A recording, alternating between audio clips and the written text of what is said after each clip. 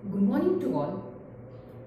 Myself, Kushagra Dubey, Associate Professor, Smriti College of Pharmaceutical Education, Indore. Today, the topic of video is errors. Now, what are errors? The term error is defined as the numerical difference between a measured value and the true value of an analytical determination. Error का मतलब होता है अगर हम difference निकालें between a measured value and a true value. The true और absolute value of any quantity is really a parameter which one never knows. Although some scientists generally accept values as being true when it is believed that the uncertainty in the value is less than the uncertainty in something else with which it is being compared. So, अगर हम simple definition देखें तो इसका मतलब होता है कि error is a difference between a measured value and a true value. अब ट्रू वैल्यू और मेजर्ड वैल्यू क्या है और ट्रू वैल्यू कहां से आई? हम मार्केट गए, हमने कहा 1 kg आप वेजिटेबल दे दीजिए, कैरेट 1 kg आप हमको दीजिए. क्या हुआ? हमने कितना मांगा? 1 kg. ओके. जब उसका मतलब वेट किया जो भी था शॉपकीपर उसने, तो 1.008 या 1.16 वेट आया या 0.99 आया. 1 नहीं हो पाया, 0.99 आया. तो क्या हुआ? हमने कितना बोला था? 1. तो ट्रू वैल्यू कितनी हुई? 1. मेजर्ड वैल्यू कितनी निकली? 1.008 और 0.99. तो ये जो डिफरेंस है बिटवीन द मेजर्ड वैल्यू जो वेट किया शॉपकीपर ने और ट्रू वैल्यू, उसको हम एरर कहते हैं. वो एरर आया. एरर 2 टाइप्स के होते हैं, डिटर्मिनेट और सिस्टमिक एरर्स, इनडिटर्मिनेट और रैंडम एरर. अब डिटर्मिनेट और सिस्टमेटिक एरर की बात करें, these are errors which can be avoided or whose magnitude can be determined. ये एरर्स ऐसे हैं जिनको हम अवॉइड कर सकते हैं. फर्स्ट ये है क्लासिफिकेशन है डिटर्मिनेट और systematic error. First one is operational और पर्सनल एरर आता है उसमें. These are due to factors for which the experimenter is personally responsible and do not depend on the method or procedure. ये error ऐसा है, किस पर डिपेंड करेगा? एक्सपेरिमेंटर पर ही रेस्पॉन्सिबल है इस एरर के लिए, और कोई मेथड या प्रोसीजर रेस्पॉन्सिबल नहीं है. एक्सपेरिमेंटर कौन? जो एक्सपेरिमेंट करेगा. अगर आप प्रैक्टिकल कर रहे हैं तो आप रेस्पॉन्सिबल है इस एरर के लिए. They arise from the erratic personal judgement, prejudice, bias और इनएबिलिटी. ये अपने उससे आता है, आपने गलत वेइंग करी, आपने रिएजेंट ज्यादा मिला दिया. For example, the judgment of the color of the solution at the end point in a titration. अब आपको जजमेंट करना था एंड पॉइंट टाइट्रेशन में, है ना. आपने ब्यूरेट से NaOH को ऐड किया, पिंक कलर आया हमारे कोनिकल फ्लास्क में, लेकिन आपका क्या हुआ भाई? हमने ब्यूरेट को तो ऑन कर दिया और हम थोड़ा सा इधर उधर बातचीत करने लग गए. भाई कौन सी नई मूवी लगी है, क्या हो रहा है, हमारे जो पड़ोस में खड़ा उससे बातचीत कर रहे हैं. ठीक है, क्या हुआ? कलर एंड पॉइंट आ गया, आपको पता नहीं चला. फिर आपने जब देखा कि अरे एंड पॉइंट आया, वो जो रीडिंग थी वो एरर था. मतलब आपका जो जजमेंट हुआ कलर का वो आपने गलत किया, बातचीत में लग गए, मूवी का डिस्कशन करने लग गए, बट तो वो गड़बड़ हो गई. Estimation of the position of a pointer of a balance between 2 scale division. अब ये भी एक एग्जांपल है. मतलब हम बैलेंस पर गए, बैलेंस में वेइंग करने गए, हमने देखा ही नहीं कि जो पॉइंटर है वो बीच में है कि नहीं, है ना. पॉइंटर ऐसा था, हमने उसी में वेइंग कर ली, एरर आया, पॉइंटर बीच में होगा, तब जाके दोनों बैलेंस होंगे. Judgement of the level of manuscript with respect to graduation on a burette और पिपेट. हमने ब्यूरेट में रीडिंग, वही बात हुई, हमने NaOH फील किया, पिंक कलर आना था. ठीक है, हम मिक्स कर रहे थे, हाँ भाई कैसे हो, क्या है. फिर हम लोग इधर उधर, हमारा ध्यान इधर उधर हो गया. क्या हुआ इतनी देर में? वो जो रीडिंग थी हमारी, वो मैन्युस्क्रिप्ट में जो रीडिंग थी वो हमारी हमने गलत कैलकुलेट करी. इसका दूसरी चीज ये है कि ब्यूरेट में मेनिस्कस होता है, ठीक है, उसको देखने का एक मतलब वो तरीका है। तो हमने गलत मेनिस्कस देख लिया, हमने ऐसे देखा, हमको इतनी जल्दी थी क्योंकि हमारी छुट्टी हुई थी, हमको घर जाना था, हमको बहुत जल्दी, हमने फटाक से ऐसे देखा और लिख लिया, हमने देखा भी नहीं कि मेनिस्कस का। ये एरर है। Mechanical loss of a material in a gravimetric exercise in is various step. Gravimetric analysis जब हमने किया तो हमारा मटेरियल का लॉस हो गया, हमने ध्यान ही नहीं दिया। सच एज जब हम वॉश कर रहे हैं हमारे प्रेसिपिटेट को, हाँ, अलग अलग टेम्परेचर पर उसको रख रहे हैं तो हमने ध्यान नहीं दिया। ये सब जो है, हाँ, इसमें एक इंपॉर्टेंट है allowing hygroscopic substance to absorb moisture before doing balance. मैंने आपको समझा भाई NaOH को आपको पेट्री प्लेट में, चाइना डिश में लेना है या पेट्री प्लेट में लेंगे, आप वॉच ग्लास में लेंगे, आप उसको वे करेंगे, ठीक है ना। आप गए, आपने पेपर, सिंपल पेपर लिया, उसमें NaOH रखा, उसको वे करने गए, उसमें भी उस टाइम वे नहीं करी, हम आराम से बैठे हैं, है ना, बातचीत हो गई, भाई तुम घूम घाम के पूरे एक राउंड लगा लिया हमने लैब में, उसके बाद हमने जब वेइंग करने गए तो वो NaOH ने वो वाटर को एब्जॉर्ब कर लिया था। तो ये सब चीजें पर्सनल एरर है, क्या आपकी पर्सनल जो आपने एक्सपेरिमेंट रहा हो, आपकी रिस्पॉन्सिबिलिटी थी, ये एरर ना आए, पर वो आपके कारण आया। इसमें मेथड का, इंस्ट्रूमेंट का कोई रोल नहीं है। सेकेंड हमारा है इंस्ट्रूमेंट एरर।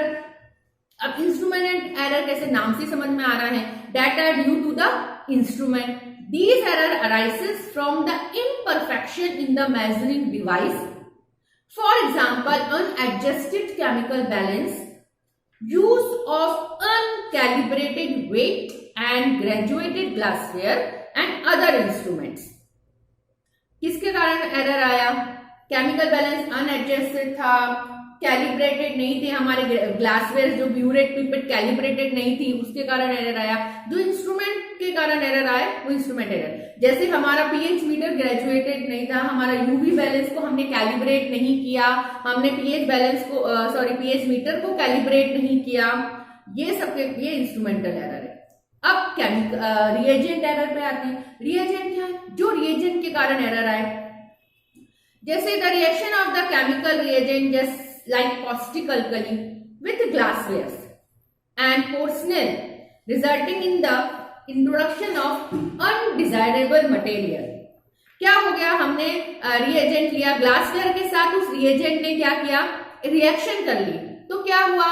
हमारे रीडिंग में एरर आ गया। लेकिन किसके कारण आया? हमारी गलती के कारण नहीं आया, पर्सनल एरर नहीं है। ये कौन सा एरर है? रिएजेंट एरर है। रिएजेंट ने रिएक्शन करी, फिर रिएजेंट इम्प्योर था, हमने ध्यान नहीं दिया, ठीक है, इम्प्योरिटीज थी रिएजेंट में, उसके कारण एरर आ रहा है, ठीक है।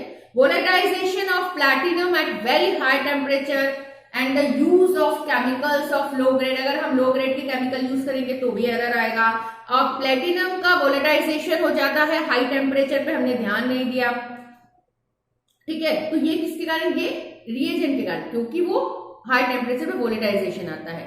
फिर इलेक्ट्रिकल इंस्ट्रूमेंट्स भी होते हैं, उसके कारण भी एरर होता है। तो इंस्ट्रूमेंट और रिएजेंट के एरर के मतलब हुआ जो इंस्ट्रूमेंट के कारण हो, इंस्ट्रूमेंट अगर कैलिब्रेटेड नहीं है, लाइक पीएच मीटर हुआ हमारा, और हम यूवी स्पेक्ट्रोस्कोपी कर हमने उसको कैलिब्रेट नहीं किया, उसके कारण एरर आया। रिएजेंट एरर मतलब अगर रिएजेंट में इंप्यूरिटीज प्रेजेंट है तो उसके कारण एरर आएगा। रिएजेंट ने केमिकल रिएक्शन कर ली है हमारे सब्सटेंस के साथ या ग्लासवेयर के साथ, तो उसके कारण जो एरर आएगा वो रिएजेंट एरर है। इंस्ट्रूमेंट और रिएजेंट एरर हमारे कारण नहीं है, तो ऑपरेशनल पर्सनल एरर जो है वो इससे मिलता नहीं है, ठीक है, दिस इज डिफरेंट। ये तो हमने जब परफॉर्म करने गए तो हमने क्या गलतियां करी, ये वो एरर है, ठीक। इंस्ट्रूमेंट एरर और रिएजेंट एरर अलग।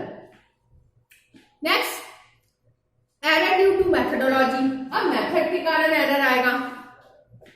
These errors arise from incorrect sampling and incomplete reactions involved in a determination.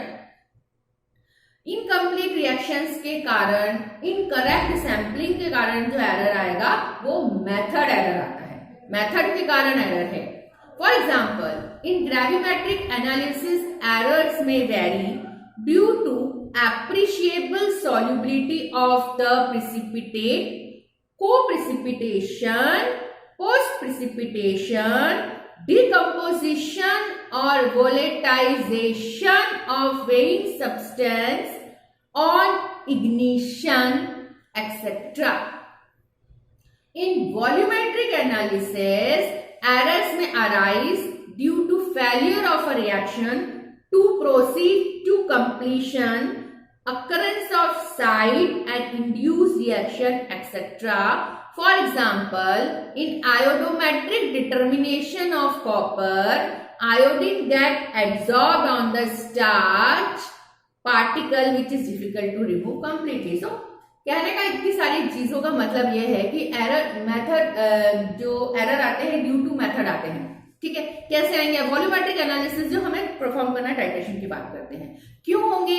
क्योंकि रिएक्शन जो है वो कंप्लीट ही नहीं हुई, रिएक्शन कंप्लीट नहीं हुई, एरर आ गया, हमको लगा कंप्लीट हो गई, हमने रिजल्ट लिख दिया, लेकिन रिएक्शन कंप्लीट नहीं हुई थी। तो किसके कारण नहीं हुई थी? मेथड के कारण। जैसे जब हम आयोडोमेट्रिक डिटर्मिनेशन करते हैं हम कॉपर का, फॉर एग्जांपल मैंने कहा कॉपर का डिटर्मिनेशन करो, आयोडोमेट्रिक मतलब आयोडीन उसमें ऐड होगा, ठीक है। हमने स्टार्च इंडिकेटर लिया, कॉपर, आयोडीन और स्टार्च, तीन चीजें हैं, कॉपर का डिटरमाइन करना है, ठीक। आयोडीन एब्जॉर्ब हुआ, स्टार्च, अब क्या हुआ? हमने उसमें पोटेशियम आयोडाइड डाला, के डाल दिया, तो आयोडीन जो है वो स्टार्च पर जाकर एब्जॉर्ब हो गया, जो स्टार्च इंडिकेटर है, ठीक है। तो हम उसको रिमूव नहीं कर पाए कंप्लीटली, क्लियर। तो क्या हुआ? अब हमको जो कॉपर को डिटरमाइन करना था, कॉपर के साथ साथ आयोडीन भी डिटरमाइन हो गया हमारा, तो एरर है। निकालना क्या था? कॉपर के साथ में क्या आया? Iodine. This is error due to method. ये मेथड के कारण एरर है, हमने तो कुछ नहीं किया, वो सब आपस में रिएक्ट कर गए, है ना। फिर इसमें आता है कांस्टेंट एरर, इसी में है constant error. Such an error is independent of the magnitude of the measured quantity and become less significant as the magnitude increase. ये जो एरर है इनको मैग्नीट्यूड से इंडिपेंडेंट का कोई मतलब नहीं है, ये लेस सिग्निफिकेंट है। जैसे ही हम मैग्नीट्यूड को इंक्रीज करेंगे इनकी सिग्निफिकेंसी कम हो जाएगी। It is also independent of the concentration of the material being analysed.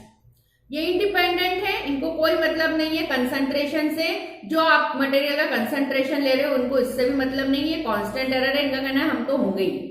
For example, in a number of titration if there is a constant error of 0.10 ml, then this indicates a relative error of 1% for a 10 ml titrant and 0.2% for a 50 ml of titrant.